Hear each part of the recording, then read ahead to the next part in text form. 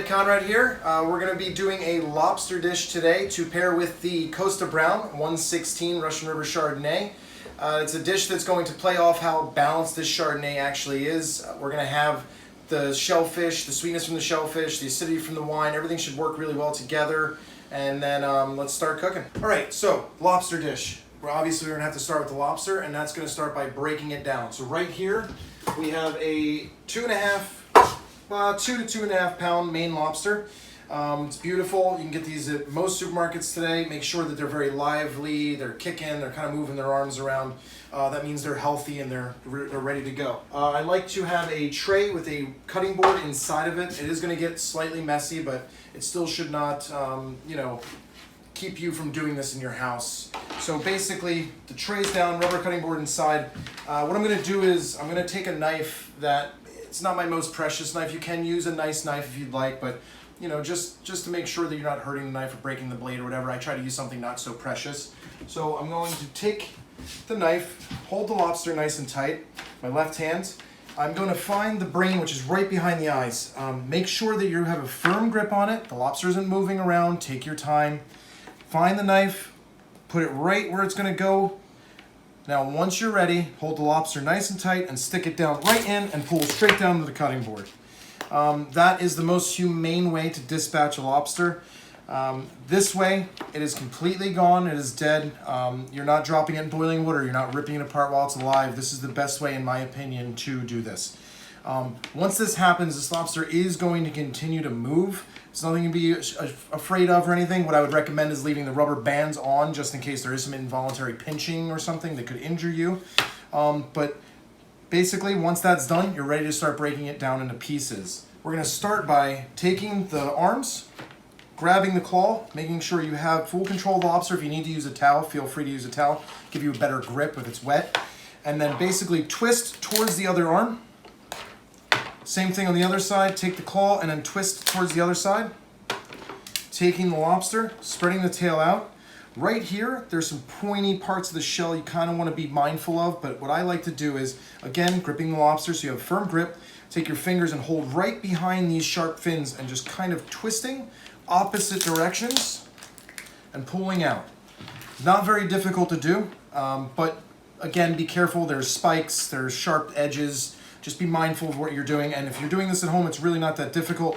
The tray here catches any of the liquid that might seep out of the lobster. Okay, so now that we have our lobster broken into pieces, I'm going to take the tail and the two claws, and we're going to leave them out. If you're going to do this day of and go straight into cooking the lobster and then plating it, I recommend leaving the lobster kind of out at room temp to relax so the muscles don't really tighten, but if not, if you're going to do this, you could store this overnight and let it chill out. I wouldn't recommend going past overnight with the broken down lobster. If you're not going to use it that day, keep it alive with a damp towel on it in the refrigerator just so it stays alive until you're ready to cook it.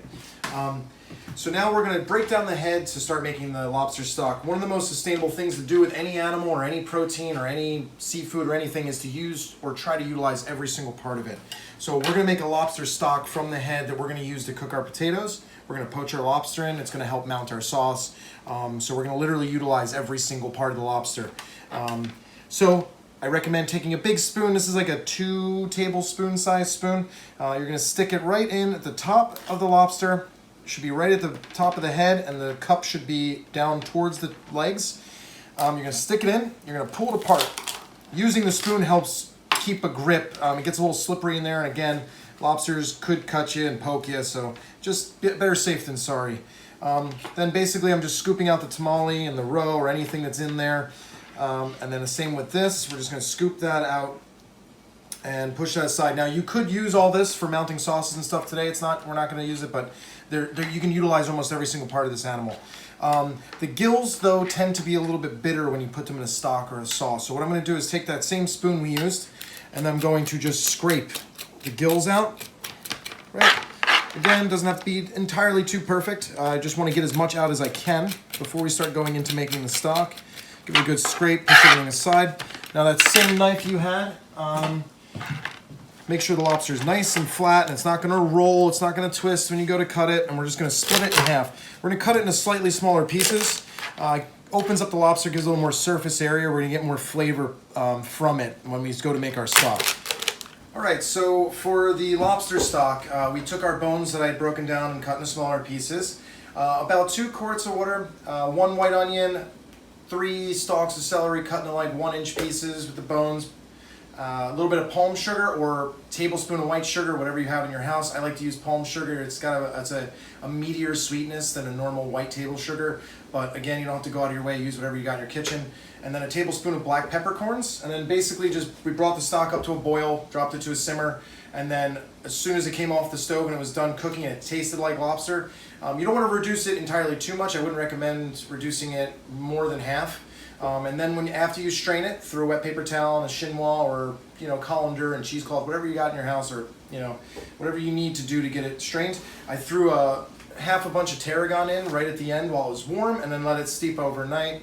And then we end up with a crystal clear stock that has some fresh tarragon in it that we're going to pull out. And again, this is going to be a basis for a lot of everything we're going to be doing today. We're going to poach lobster tails, the potatoes, cook a lot of things in this, and mount our sauce with it. All right, so we're going to make our poaching liquid for the lobster tails and claws. We're going to take a small stainless steel pot, and we're going to make just enough liquid so that we can cover the claws and tails.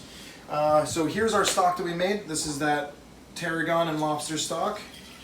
And we're probably going to put in about 1.5 quarts. It doesn't have to be exact, just taste it, make sure it tastes good. And then we're going to do maybe, I don't know, a half a bottle of Kosta Browne Chardonnay. We're going to do a nice heavy pinch of sea salt, a couple cracks of black pepper, and this is the liquid that we're going to end up using for our lobster. We're going to take this to the stove, we're going to bring it up to a boil, and then we'll drop our lobsters in. For the tails and claws, I would say that if it's a 2-pound lobster, I'd say the claws are going to take about 7 to 8 minutes to poach, and then the tails about 6 minutes. So when this comes up to a boil, we're going to drop them in, let it stay at a simmer. We don't really want a rolling boil going, so we tighten up the lobster and make it tough. I'm trying to keep it as tender and as sweet as possible. All right, so now that our poaching liquid's at a boil, we're going to take our lobster. So we have our 2 claws and our tail. Basically for the claws, like I said, we're going to do about 8 minutes. It sounds like a lot of time, but you really want to make sure that you cook it. You don't want to overcook it. You still want it to be tender and soft and moist, but there's a really thick shell in here, so the 8 minutes isn't really that long when you really think about it. So we'll just drop the claws in, cook those for 8 minutes, and then the tail, we'll wait till those come out, and then we'll poach the tail for 6 minutes. And then when these come out, you can just either pull them. If you're going to serve it right away, you can pull them out of the liquid, put them aside, let them cool gently at room temp. Or if you're going to do it the next day, you could make an ice bath, some icy water, poach them both, and then throw them right in there, let them cool down, and then store them until the next day. All right, so now that our lobsters are poached, I'm going to take a nice pair of kitchen shears, whatever you got, some heavy-duty scissors. It'll make life a lot easier when breaking down the lobster once it's cooked. What I like to do is I'll take the bands off, pull this piece backwards towards the knuckles. And then for this piece right here, I like to just put my fingers here, make sure I'm not on anything pointy, and just pull opposite. Put that down, we'll cut that later. For the claws, if they're big and thick, using scissors is, I think, the safest way of doing it, opposed to using a knife, just in case there's, you go to slam your knife into it and you slip or something. Scissors are probably the safest way to do this, in my personal opinion. So once you have the top cut and right at the bottom cut, we're just going to pop it open with our fingers, pull it out, and the lobster should be slipped right out of there. We put that in our bowl. And now for the knuckle, I want to get all the meat out of this thing. You just spent so much money on the lobster, you want to make sure you get every single part of it out. Basically, make it straight, put the scissors right above it, right between all these spikes right here, and then just cut top. And now do the same thing on the bottom. It should open up, and you should get a whole knuckle out of there. Now for the tail, you can use the scissors for this. There's a number of different ways. One trick I like is to squeeze it together like this towards itself, and then grab both hands, stick it behind the fins, and just open up and twist out, and the tail should just slide right out of there, just like that. But again, if you didn't want to use your hands like that, you could just take your scissors and cut right up both sides of that. Be careful not to cut the meat, and just remove that, and the whole tail should pop out. All right, so now that we have the lobsters taken care of, we're going to get into the vegetable prep. So we have some morels that have been cut in half and then washed gently in some just warm water to help loosen up some of the dirt and stuff like that that might be floating around in there. Some marble potatoes that I just took and cut in half. We're gonna take these first and foremost and we're gonna put these in the pot. And then we're gonna cook these in that lobster stock we made. We're gonna start cold and we're gonna bring it up to a boil and then drop it to a low simmer. The reason why you wanna start potatoes cold is because you want them to cook thoroughly and evenly all the way through. If you start in hot water, it might get gummy on the outside, it might be a little bit raw and crunchy in the center. So again, cold stock, your marble potatoes cut in half, a pinch of salt, and then basically just bring it slowly up to a boil and then drop it to a simmer and just leave it until it's just fork tender. And then we're gonna be pulling those out and letting them cool to room temp. For the asparagus, we're just gonna be taking that inch and about an inch and a half off that bottom because those ends can be really woody. And then we're going to take the asparagus stalks and we're going to give them a quick blanch in some salted water. And then we're going to cut them into 1-inch pieces or bite-sized pieces will be when we go to plate. Drop those in some boiling salted water. We'll let those cook for about 1 minute. All right, so when blanching green vegetables, you want to make sure you have the largest pot you have at home. You want to make sure that it's a rolling boil. You want to make sure it's evenly seasoned. It should taste like seawater. The reason why you want to have a lot of water in the pot is so that it basically will help keep the vegetables greener. So they're not in such a small amount of water, but also it'll make the temperature of the water come up faster, so it'll come to a boil more quickly than it would if you were in a small pot. So for the asparagus for the dish, I'm basically just going to take the tips off so they stay nice and whole. And then we can plate those so they look really pretty on the plate. And then for the rest of the asparagus stalk, I'm just going to do about 1-inch pieces. Again, it doesn't have to be perfect. It's going to be kind of plated rustically, so maybe some different shapes and sizes might be actually really nice and break up the eye a little bit. So I have the lobster stock that we made earlier. I'm just going to do a couple tablespoons of it. We're going to bring that up to a boil. For this dish, you could make a compound butter. You could just buy a really nice higher end butter like a Plugra, a Kerrygold, or something along those lines. Chop up some herbs, kind of throw those in once you're done making the sauce. I personally went a couple months ago foraging for ramps. I pureed them all. I preserved them in some butter. So for this, I'm basically going to bring the stock up to a boil. I'm going to cut this into small cubes, and then I'm going to mount the butter into the stock. And this is going to be the sauce for the dish. What we're going to do is take our pan, medium-high heat. We're going to throw in a little bit of oil. As soon as the oil starts to shimmer or smoke a little bit, again, I'm not trying to go too hard with the caramelization on the vegetables because I'm trying to keep it in balance. The same thing as like the wine is very balanced with all of its flavors. I don't want anything too roasted or too caramelized that might kind of maybe change the dish a little too much. I'm trying to keep it very mellow, very simple, and very clean. So once the oil's in the pan, I'm going to throw in a couple of our half morels. Just let those sear gently on one side. All right. And just kind of let those soften up. Again, not trying to sear it too hard, just trying to let them soften up. And a little pinch of salt. While that's happening, I'm going to put in a couple of our spears of asparagus.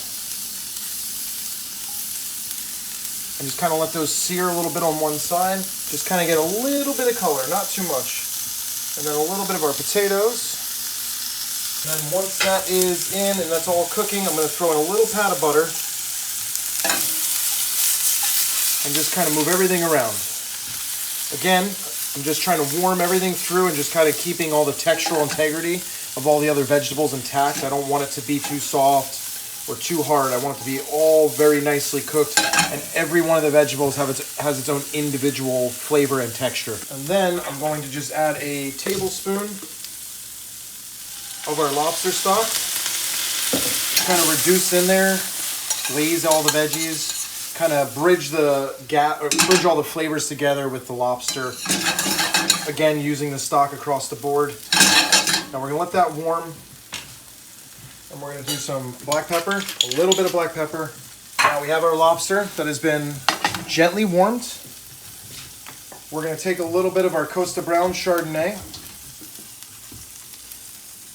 One of the reasons why I love this wine so much is that it's so balanced that I really think it could go with so many different things, more so than most of the Chardonnays I've had that were super oaky or, you know, like this wine just works so well with food. So I'm basically just gonna rub the raw wine straight onto the lobster itself, and then finish this with a little bit of sea salt and then some olive oil.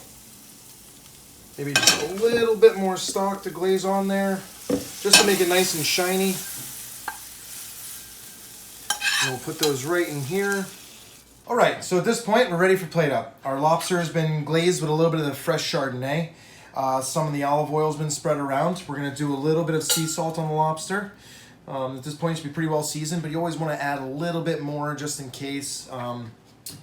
And here we go. We'll take a couple pieces of our tail. Let's do a little bit of a knuckle right there. So you got each piece of the lobster. And then let's do another piece of knuckle. There we go. Right? And then we'll take some of our potatoes. And then we'll do that. And then the last morel, let's do it here. Okay, now that that's there, I have some of the ramp bulbs. I use the greens for the butter.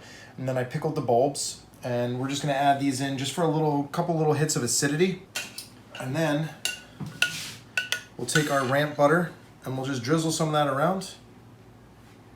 And then I have some fresh mint here. I don't want to go too crazy with the fresh herbs because I don't want you to really bite into one whole leaf and then it just ruin your whole palate. So what I'm going to do is take the leaves and just kind of tear them and just kind of put them all around. All right, and then maybe just a couple pieces of tarragon. Since that's in the stock, we're kind of bridging those flavors that we had originally started with. This is our Chardonnay poached lobster with roasted morels, marble potatoes, pickled ramps, asparagus, and a ramp butter, and the 116 Russian River Chardonnay by Kosta Browne. Hey everyone, thanks for watching the video. I hope you enjoyed it.